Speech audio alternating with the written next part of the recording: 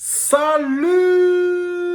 à tous la team OL, Thomas M Show pour Lyon Fan TV. Très heureux les gars de vous retrouver pour une nouvelle vidéo. J'espère que vous allez bien en ce dimanche ensoleillé du côté de Lyon. Un petit peu venteux mais ensoleillé et avec la victoire surtout.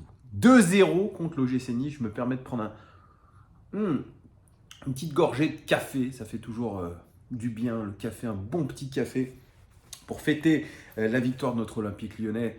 On a eu tellement des moments difficiles cette saison, tellement de moments difficiles, d'interrogations, de doutes. Je ne dis pas que les doutes sont levés. En tout cas, cette victoire, elle fait du bien. Elle fait du bien à nous, supporters. Vous avez vu le nombre de banderoles qu'il y avait dans le stade, très hostile au club, très hostile aux joueurs.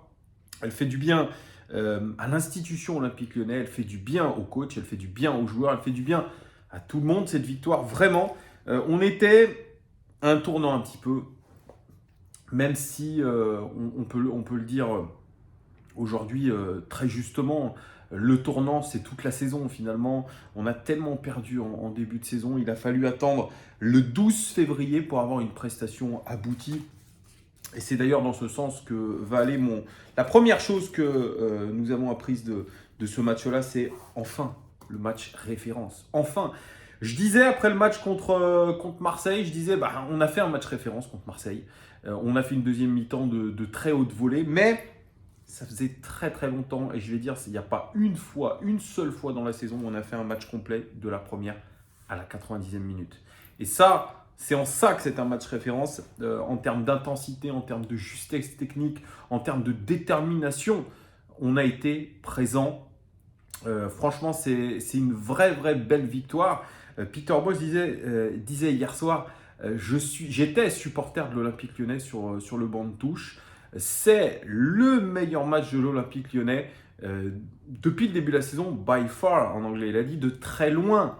Il a dit j'ai vu de l'intensité, j'ai vu du rythme, j'ai vu tout ce qu'il y avait, tous les ingrédients qu'il y avait pour finalement faire un bon match de football. Même Christophe Galtier a dit qu'on a été largement supérieur dans tous les domaines à l'effectif niçois, au 11 de départ, à l'effectif même dans sa globalité. Et moi, je suis complètement d'accord. C'est vrai que c'est pour ça que c'est inadmissible aujourd'hui de se retrouver encore à 5 points de l'OGC Nice, puisque nous avons un effectif aujourd'hui qui est bien supérieur à beaucoup de clubs de Ligue 1. Et je suis d'accord avec Antoine des éditos qui me dit cet effectif de l'Olympique Lyonnais, c'est 14 sur 20. Et moi, je suis complètement d'accord avec lui.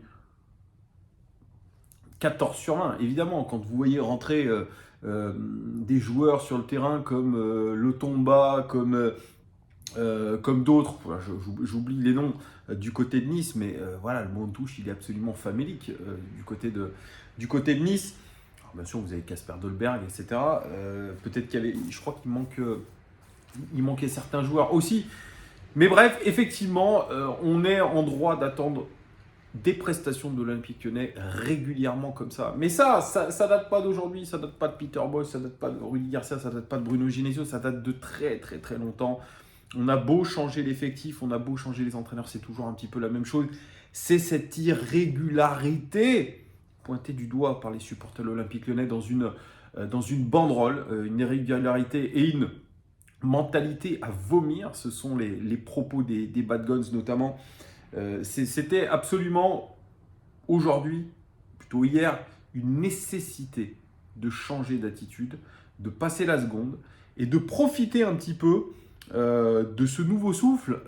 Vous allez me dire, il y a quelque chose qui m'a un petit peu marqué aussi, c'est que la mise à l'écart de Jérôme Boateng, elle correspond au match référence de l'Olympique Lyonnais, à cette nouvelle dynamique. Est-ce que Jérôme Boateng mettait finalement un poids sur l'Olympique Lyonnais? Peut-être, c'est peut-être mon interprétation qui est peut-être un peu naze aussi, je le reconnais, moi je l'interprète un petit peu comme ça, il y a un poids qui s'est enlevé. Peter Bosz qui dira j'ai entendu beaucoup de fausses infos, j'ai parlé avec Jérôme, il n'était pas prêt à jouer, on n'en saura évidemment pas plus. Deuxième chose que nous avons apprise de ce match, c'est que Tanguy Ndombele, c'est un dynamiteur. J'étais heureux de la signature de Tanguy Ndombele parce que je savais ce qu'il nous avait apporté quand il était avec nous il y a 3 ans.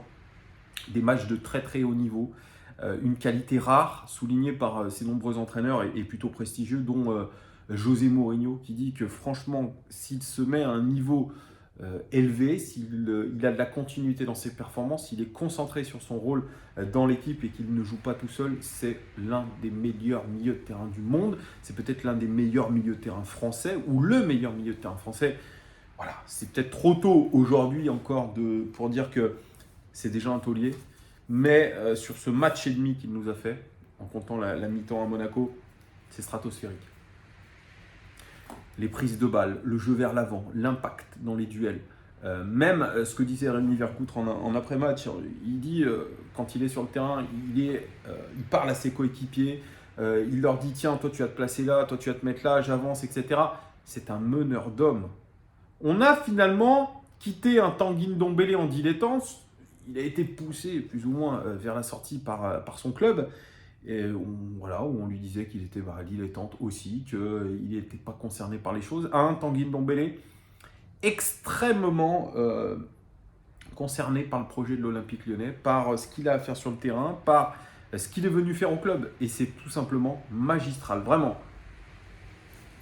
Tanguy Ndombele, franchement, c'est un joueur magique.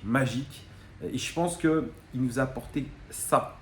Et s'il ne se blesse pas, ce que je ne lui souhaite pas et ce que je ne nous souhaite pas, parce que 6 mois avec nous, on aura besoin de lui chaque match, eh bien, moi j'ai vraiment un grand optimisme pour l'Olympique Lyonnais si on arrive à conserver un Tanguy Ndombele à ce niveau-là. Et je dirais Tanguy Ndombele comme dynamiteur, Maxence Cacré comme métronome dans ce double pivot, puisque je trouve que ça le bonifie, Maxence Cacré, d'avoir un tel joueur à côté de lui. Il fait une prestation aussi XXL hier, relâché, dans l'impact.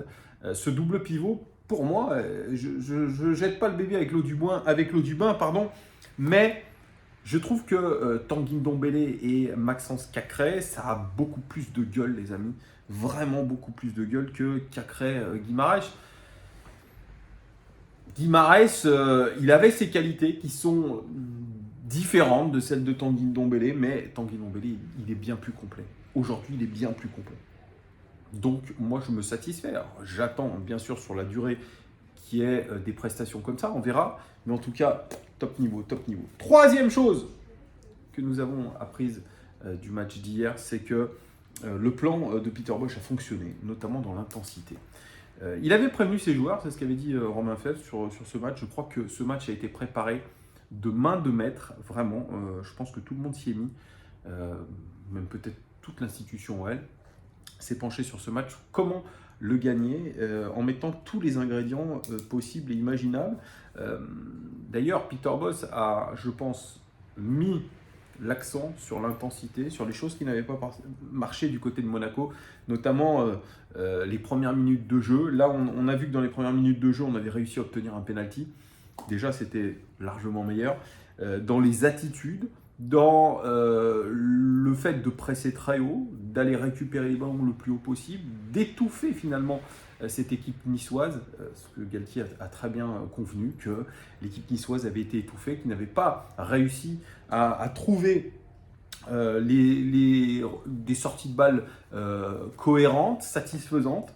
Mais c'est grâce, et c'est à cause surtout de l'Olympique Lyonnais, si Nice a complètement déjoué, parce que le match a été analysé, je pense, vraiment très très bien, et qu'on a concerné tout le monde.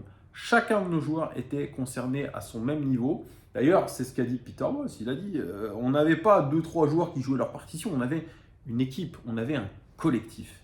Et c'est ce qu'il faut retenir, c'est que vraiment, ce plan en 4-2-3-1, ce retour à la défense à 4, a été plutôt intéressant. D'ailleurs, mention spéciale à la défense centrale du Keba et Thiago Mendes, franchement, qui ont été énormes, alors qu'on pouvait avoir des doutes, notamment sur Thiago Mendes.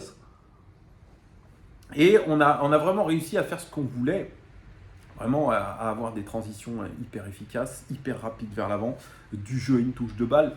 Ça a été vraiment très bon, notamment aussi grâce aux 2 flèches devant, qui étaient Karl Toko et Cambi, 2 flèches. Karl Toko surtout, qui prenait beaucoup la profondeur, et puis Romain Fèvre, qui jouait extrêmement juste de l'autre côté. Donc ça, c'est une très belle chose. Quatrième chose que nous avons apprise de ce match, c'est que Lucas Paqueta est enfin de retour. Quelle prestation XXL aussi de la part de Lucas Paqueta, qui, on le sait, quand il est dans les meilleures dispositions, quand il est dans son meilleur jour, dans sa forme physique, mentale, il est intouchable. Intouchable. Il était à l'organisation du jeu hier, il a fluidifié le jeu, techniquement, il est extrêmement propre, il emballe le match, il emballe le public. C'est un joueur indispensable. Profitons aussi de ce garçon qui risque de partir en juin prochain, parce que quand vous faites des performances comme ça, évidemment, vous attirez les convoitises. Et franchement, qu'est-ce que ça fait plaisir de revoir un Lucas Paqueta comme ça. On se sentait à l'aise, on se sentait avec la banane, avec l'envie de faire de belles choses, d'aider l'équipe. Franchement, c'est top, c'est top. Donc fini les bouderies avec Guimarães parti, Juninho. Tout le monde se lance un petit peu dans le projet commun, et ça passait notamment par ce numéro 10, placé d'ailleurs dans les bonnes dispositions par Peter Bosz dans l'axe. Et franchement, espérons qu'il garde ce niveau-là, parce que il est vraiment intouchable, et on en a évidemment besoin. Et cinquième et dernière chose que nous avons apprise hier soir, c'est que c'était aussi une victoire présidentielle. Jean-Michel Aulas, que j'ai beaucoup critiqué, que je continuerai malgré tout à critiquer quand il le faudra. Jean-Michel Aulas, il avait fait passer un message, je ne sais plus où, peut-être dans l'équipe ou sur un autre média, en disant on va aller gagner contre Nice, on va gagner contre Nice, on va faire une belle prestation, j'ai confiance en Peter Bosz, j'ai confiance dans les joueurs, je sais qu'on va le faire. Je sais qu'on va le faire. Je sais que nos supporters sont dans la défiance par rapport à nous. Je sais que les médias sont dans la défiance par rapport à nous. Je sais que certaines chaînes, voilà, comme nous, sont dans la défiance par rapport à notre équipe, à Peter Bosz. Mais on va le faire, on va les gagner contre Lille. Ça avait de quoi faire sourire, ça m'a fait sourire. Ça a fait sourire beaucoup de monde. Très peu je pense, de personnes voyaient une victoire contre l'OGC Nice. Ça correspondait aussi au retour du public, sans jauge dans le stade. Mais force est de constater que Jean-Michel Aulas, quand même, garde un petit peu cette fibre, où il a un petit peu cette influence. On l'avait vu descendre dans les vestiaires contre Monaco, ce qui avait donné lieu à un regain d'énergie, ou on va dire une meilleure deuxième mi-temps contre Monaco. Et là, on a appris par RMC qu'il avait glissé une lettre dans chacun des casiers des joueurs. Qu'est-ce qui était dit dans la lettre, je n'en sais rien. Mais en tout cas, c'était sûrement un discours motivationnel, rappelant les valeurs de l'institution, rappelant les valeurs de l'Olympique Lyonnais, rappelant ce qu'il nous devait aussi en tant que supporters. Et cette victoire-là, évidemment, elle est à mettre aussi au crédit de Jean-Michel Aulas. Il faut le dire aussi, quand il y a des choses qui sont positives, tout n'est pas positif vraiment avec l'Olympique Lyonnais. Il y a aussi le fait que Léo Dubois, très critiqué, capitaine très critiquable aussi, soit venu discuter avec les Bad Guns à la fin du match. Un discours très humain, discours un petit peu, je dirais, politique, qui avait été travaillé, mais en tout cas, je ne pense pas que ce soit un mauvais garçon, Léo Dubois. Je pense que c'est un bon gars, je pense que c'est quelqu'un qui arrive à fédérer les gens autour de lui, c'est quelqu'un qui est très intelligent, qui demande vraiment à que les supporters soient derrière eux, soient beaucoup plus bienveillants. Mais il lui a été dit aussi en retour, notamment du capot des Bad Guns, que ce qui était quand même assez bizarre, c'est qu'il n'y avait aucune relation entre les supporters et les joueurs, et qu'on trouvait ça très bizarre. Il dit: on ne vous connaît pas, on ne te connaît pas, Léo. Et ça, c'est très grave, et c'est quelque chose que j'avais déjà dit à plusieurs reprises, c'est qu'on a un club finalement et des joueurs qui sont très loin des supporters, qui n'ont pas vraiment d'attache avec eux. C'est pour ça qu'on parlait de mercenaires, de joueurs qui n'en avaient un petit peu rien à foutre de nous, et c'est un petit peu le cas. Donc j'espère que ce match-là permettra en tout cas de fédérer et d'avoir une meilleure communion entre les joueurs et le public. C'est ce qu'on attend en tout cas, parce qu'il y a cette fin de saison, il y a déjà cette fin du mois de février qu'il faudra qu'il faudra aborder de la meilleure des manières. Ce match contre Lens, notamment samedi à 17h, qu'il faudra absolument aller gagner. Donc voilà, je pense que collectivement, et je vais reprendre un propos de Macron, on a besoin d'une bienveillance collective. Ne croyez pas que j'aime bien Emmanuel Macron. Voilà. Mais effectivement, si je dois reprendre ce terme, c'est on a besoin aujourd'hui de bienveillance collective. Vraiment, bienveillance collective. Et pour aller vers les succès qu'on attend en tant que supporter, parce qu'on a une fin de saison quand même à jouer assez intéressante, notamment aller chercher la Ligue des Champions, la qualification en Champions League qui est encore largement atteignable. C'est ouf ça, de se dire qu'on peut atteindre la Ligue des Champions en ayant fait je dirais une dizaine de contre-performances. C'est ça qui est fou. Et puis aller chercher quelque chose en Europa League, parce que ça aussi c'est quelque chose qui peut permettre de fédérer tout le monde derrière un même objectif. Donc voilà les gars, ce que je pouvais vous dire des 5 choses que nous avons retenues de ce match-là. N'hésitez pas à commenter, n'hésitez pas à vous abonner et à poser un like. Merci en tout cas de votre fidélité. Vous êtes de plus en plus nombreux. Merci à vous tous. Bon dimanche, bon début de semaine. Ciao!